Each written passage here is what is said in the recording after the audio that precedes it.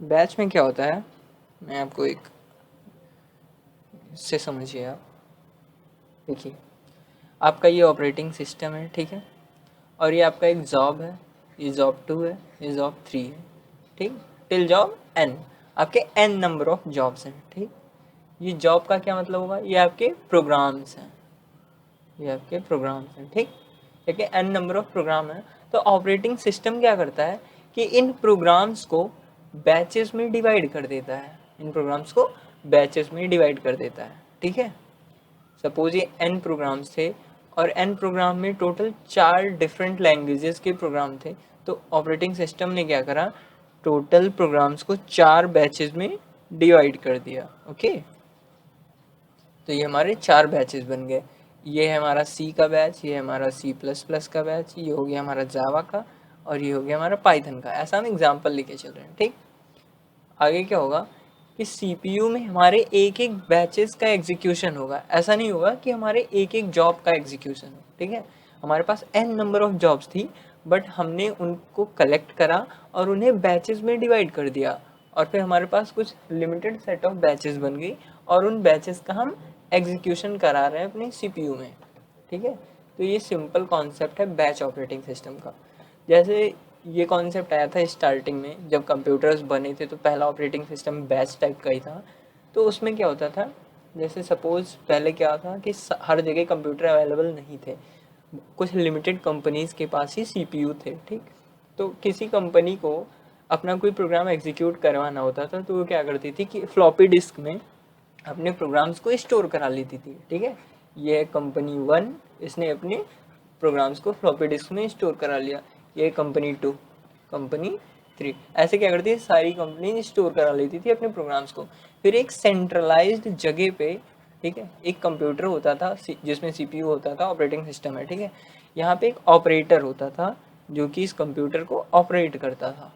तो ये कंपनीज क्या करती थी, ये अपने सारे प्रोग्राम्स लाती थी और इस ऑपरेटर को दे देती थी कि हमें इसका आउटपुट चाहिए। तो ऑपरेटर सबके जॉब्स कलेक्ट कर लेता था, ये सबके प्रोग्राम्स हैं। तो ऑपरेटर क्या करता था कि एक फिक्स टाइम तक में सारे जॉब्स कलेक्ट कर लेता था और फिर उनके बैचेस बना लेता था, ठीक है।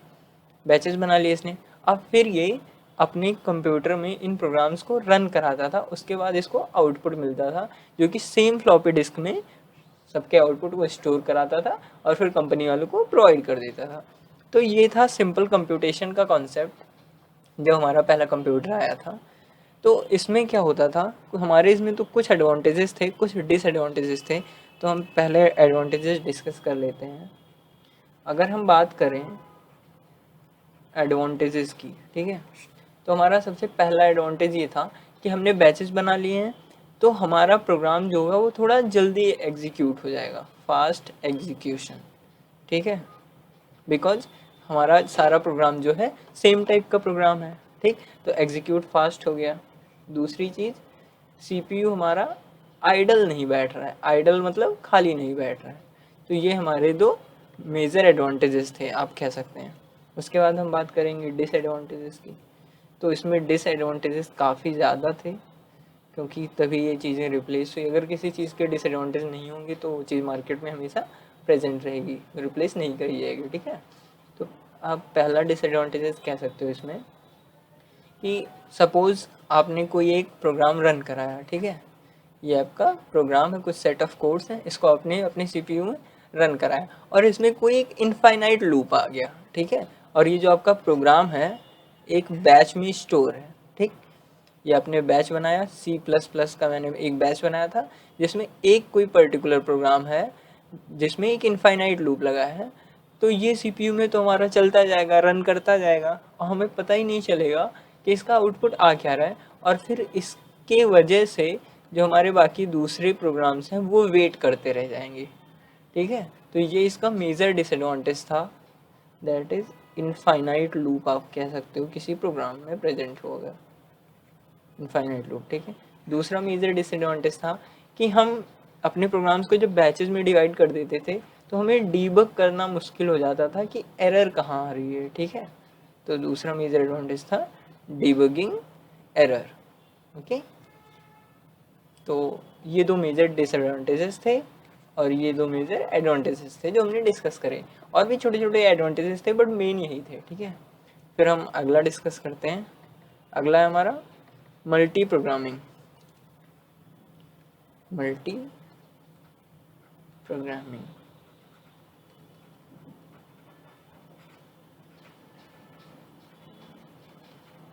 मल्टी प्रोग्रामिंग को मैं सोलो नहीं डिस्कस करूंगा, मल्टी प्रोग्रामिंग को मैं डिस्कस करूंगा टाइम शेयरिंग के साथ में, बिकॉज ये क्वेश्चन अक्सर पूछा जाता है, ठीक है।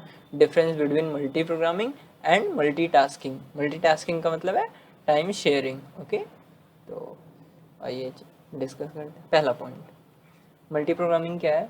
हमने बैच सिस्टम देखा, ठीक, उसके बाद आया था ये मल्टी प्रोग्रामिंग, जिसमें हम क्या करते थे, हम अपने सीपीयू के लिए n नंबर ऑफ प्रोसेस पहले ही रेडी स्टेट में डाल देते थे, ठीक है। ये हमारा सीपीयू है और ये हमारा एक रेडी स्टेट है। तो हमने क्या करा, इसमें n नंबर ऑफ प्रोसेस पड़े हैं। तो इससे क्या होगा कि सीपीयू जो होगा, सबसे पहले प्रोसेस जाएगा सबसे पहले एग्जीक्यूट होने के लिए, उसके बाद प्रोसेस 2 जाएगा, एंड देन प्रोसेस 3, प्रोसेस 4, ऐसे जितने प्रोसेस हैं वो ऐसे एग्जीक्यूट होंगे। तो एग्जीक्यूट कैसे होंगे, फीफो ऑर्डर में एग्जीक्यूट होंगे, ठीक। तो इसमें क्या है, हमारा सीपीयू आइडल नहीं रहेगा, ठीक है, हमारी एफिशिएंसी बढ़ जाएगी। तो सीपीयू की आइडलनेस कम हो गई, ठीक।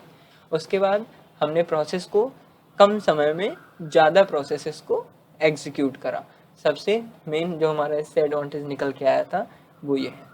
और टाइम शेयरिंग की बात कर लेते हैं।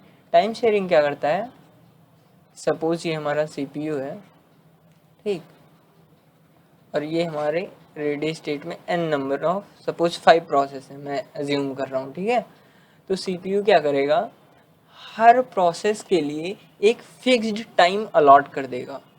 हर प्रोसेस के लिए एक फिक्स्ड, सपोज एक मैं एग्जांपल ले लेता हूँ, जहाँ पे ये 2 सेकंड अलॉट कर रहा है, प्रोसेस 1, प्रोसेस 2, प्रोसेस 3, 4, 5 सब के लिए। तो सीपीयू ने सबसे पहले प्रोसेस 1 को 2 सेकंड के लिए एग्जीक्यूट करा, ठीक। उसके बाद सीपीयू ने एग्जीक्यूट करा प्रोसेस 2 को 2 सेकंड के लिए, फिर 3 को, ऐसे ऐसे वो क्या करेगा, पांचों प्रोसेस को वो 2 सेकंड के लिए एग्जीक्यूट कर देगा, ठीक। बट अगर कोई प्रोसेस ऐसा था जिसको एग्जीक्यूशन के लिए 2 सेकंड से ज़्यादा का टाइम चाहिए होगा, तो फिर से सेम सर्कल रिपीट करेगा। तो ये एक साइक्लिक मतलब हो जाएगा, समझ लो आप, कि एक बार इसने पहले प्रोसेस 1 को एग्जीक्यूट करा, फिर 2, 3, then 4, 5 and then repeat, okay. तो इसमें क्या होगा कि हमारा रेस्पॉन्स टाइम बढ़ जाएगा। रेस्पॉन्स टाइम क्या बढ़ जाएगा, रेस्पॉन्स टाइम बढ़ जाएगा। मतलब कोई प्रोसेस आया तो उसे उतना ही टाइम वेट करना पड़ेगा जितने उसके आगे प्रोसेस हैं, इनटू जितना सीपीयू एक प्रोसेस को टाइम दे रहा है, ठीक है। तो इसका रिस्पॉन्स टाइम, अगर हमने सपोज हमें 5th का निकालना है रिस्पॉन्स टाइम, तो 5th का रिस्पॉन्स टाइम हो जाएगा हमारा, उसके आगे 4 प्रोसेसेस हैं into 2 second equal to 8 second इसको रेस्पॉन्स मिलने में लग जाएंगे, ठीक है। बट अगर हम मल्टी प्रोग्रामिंग की बात करें और हम सेम एग्जांपल लें, ठीक है, ये एग्जांपल अगर हम मल्टी प्रोग्रामिंग के लिए लेते हैं, तो इसमें क्या होगा कि जब तक आगे के 4 प्रोसेस फुल्ली एग्जीक्यूट नहीं हो जाएंगे तब तक 5वां प्रोसेस एग्जीक्यूट नहीं होगा, ठीक है। तो इस केस में अगर सपोज इनका जो एग्जीक्यूशन टाइम है वो 5 सेकेंड हो, तो फिर 5वें प्रोसेस का रेस्पॉन्स टाइम हमारा 5 into 4 is equal to 20 seconds हो जाएगा। मतलब जब 20 सेकेंड बीत जाएंगे उसके बाद हमारे 5वें प्रोसेस को रेस्पॉन्स मिलेगा। तो ये था हमारा मेजर डिफरेंस मल्टी प्रोग्रामिंग और टाइम शेयरिंग में। मल्टी प्रोग्रामिंग का कॉन्सेप्ट इसलिए आया ताकि हम सीपीयू को अपने बेटर यूटिलाइज कर सकें, सीपीयू आइडल ना रहे, ठीक है। और टाइम शेयरिंग का कॉन्सेप्ट इसलिए आया कि हम रिस्पॉन्स टाइम इंक्रीज कर सकें हर प्रोसेस का, मतलब कि किसी प्रोसेस को बहुत ज़्यादा देर तक वेट ना करना पड़े, ठीक। दोनों के अपने अपने एडवांटेजेस हैं, दोनों के अपने अपने डिसएडवांटेजेस हैं। सपोज मल्टी प्रोग्रामिंग का एडवांटेज तो हमारा यही हो गया कि सीपीयू आइडल ना रहे, ठीक। और डिसएडवांटेज की बात करें तो डिसएडवांटेज हो गया कि रिस्पॉन्स टाइम हमारा बहुत ज़्यादा बढ़ जा रहा है जो प्रोसेस लेट में आ रहे हैं, ठीक। अगर हम टाइम शेयरिंग की यहीं पर बात करें तो टाइम शेयरिंग का हमारा एडवांटेज होगा कि रिस्पॉन्स टाइम तो हमने डिक्रीज कर दिया, ठीक, बट एक एग्जांपल से मैं डिसएडवांटेज समझाता हूँ आपको टाइम शेयरिंग का। हमने यहाँ पर सपोज 1 2 3, इसको मैं 40 कर देता हूँ। ये हमारा P1, ये हमारा P2, ये हमारा P3, ये है हमारा CPU, ठीक। हमारे पास 3 प्रोसेस हैं एग्जीक्यूट होने के लिए, ठीक। अगर हम टाइम शेयरिंग की बात करें तो 10 सेकेंड का अगर ये सबको स्लॉट दे रहा है तो पहले ये 10 सेकेंड एग्जीक्यूट होगा, फिर ये 10, फिर ये 10, फिर ये 10, ये 10 होगा, एंड देन 10 10 0 10 10, ठीक है। ये ऐसा होगा हमारा एग्जीक्यूशन का सिनेरियो, ठीक। बट टाइम शेयरिंग में हम देख रहे हैं कि जब हमारा प्रोसेस P1 10 सेकेंड के लिए एग्जीक्यूट हो गया, फिर उसे वेट करना पड़ रहा है 20 सेकेंड्स का, ठीक। उसके बाद फिर 10 सेकेंड एग्जीक्यूट होगा, फिर 20 सेकेंड्स का वेट करेगा। तो इस केस में अगर हमारा प्रोसेस P1 कोई इंटरप्ट हुआ, ठीक है, इंटरप्ट हुआ मतलब जिसको एग्जीक्यूट करना ज़्यादा ज़रूरी है, जिसकी प्रायोरिटी हाई है, ठीक। तो इस केस में टाइम शेयरिंग उतना एफिशिएंट नहीं रह जाएगा, ठीक है। अगर हमारा प्रोसेस P1 हाई प्रायोरिटी का है तो इसका मतलब है कि हमें प्रोसेस P1 को सबसे पहले एग्जीक्यूट करके ख़त्म कर देना है, बट इन दिस केस हमारा प्रोसेस P2 सबसे पहले एग्जीक्यूट हो रहा था, ओके। तो ये था डिफरेंस मल्टी प्रोग्रामिंग और टाइम शेयरिंग का।